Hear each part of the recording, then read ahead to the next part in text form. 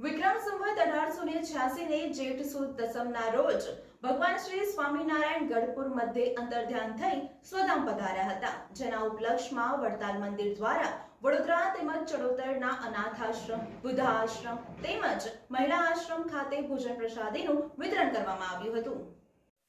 ચડોતર ખાતે વૃદ્ધાશ્રમ, અનાથાશ્રમ તથા દિવ્યાંગોને વડતાલ મંદિર દ્વારા મહાપ્રસાદીનું વિતરણ કરવામાં આવ્યું। વિક્રમ સંવત 1886 ને જેઠ સુદ દસમના રોજ ભગવાન શ્રી સ્વામિનારાયણે ગઢપુર મધ્યે આલોકમાંથી અંતર્ધ્યાન થઈ સ્વધામ પધાર્યા હતા। આ પુણ્ય સ્મૃતિના ઉપલક્ષમાં વડતાલ ટેમ્પલ કમિટી અને ભક્તો દ્વારા શિવજી રામજી ભંડેરી રામપુરાના યજમાન પદે વડોદરા ચડોતરના તમામ વૃદ્ધાશ્રમ, અનાથાશ્રમ, મહિલા આશ્રમ તથા દિવ્યાંગોને આશરે 2500થી ઉપરાંત વ્યક્તિઓને ભોજન મહાપ્રસાદીનું વિતરણ કરવામાં આવ્યું હતું।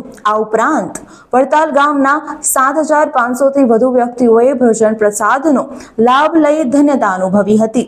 વડતાલ મંદિરના પરમ પૂજ્ય શ્યામ સ્વામીના માર્ગદર્શન હેઠળ 150થી વધુ સ્વયંસેવકોની ટીમ દ્વારા તમામ અનાથાશ્રમ, વૃદ્ધાશ્રમ તથા દિવ્યાંગોને ભોજન પ્રસાદ વિતરણ કરવામાં આવ્યો હતો।